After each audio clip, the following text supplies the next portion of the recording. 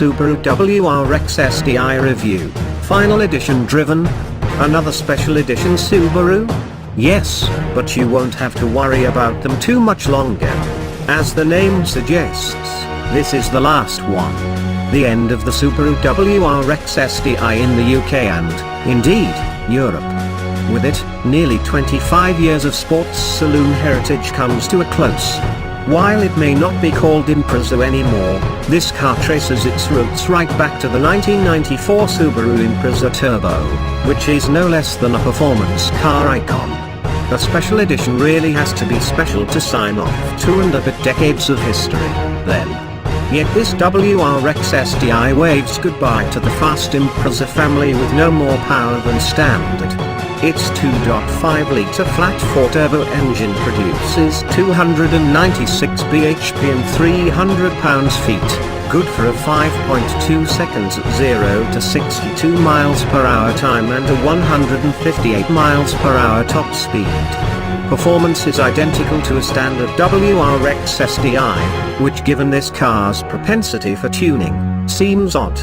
So what is new? Lots of subtle bits. The wheels are an inch bigger than standard, now 19 inches, in order to house bulkier Brembo brakes that come with highlighter yellow calipers. The differential is now electronically controlled for more precision, the headlights are LED and move with the steering, while there's heated seats, DAB radio and a reversing camera. Subaru catching up with technology from, quite a few years ago. Which rather helps confirm suspicions that this is a car that's barely moved on since Subaru pulled out of World Rallying in 2008. Its power output hasn't changed since then, after all. In a world where hot hatches now produce 400 bhp, perhaps the end has been nigh for the STI for some time. Does it feel ancient? It's a bit of a culture shock after driving some contemporary sports saloons.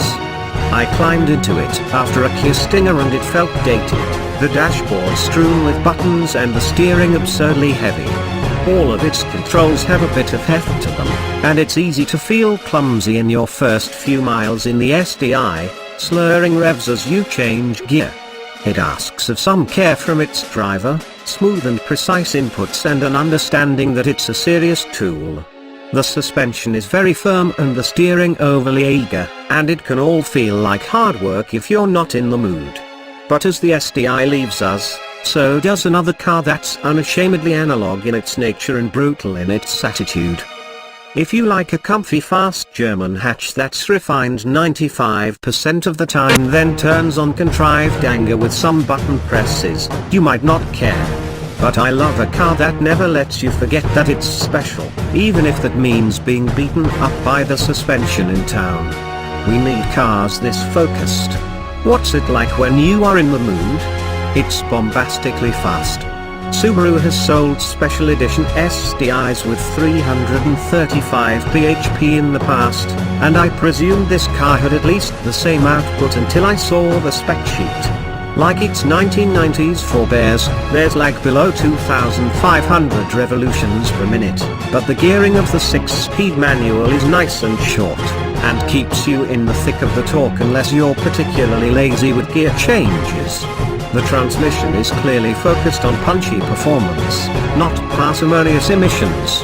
It's part of the reason the car's leaving this world, no doubt, but it's also a good reason for why it's so addictive to drive. Mind, we got nearly 28 miles per gallon when Subaru claims 25.9 miles per gallon.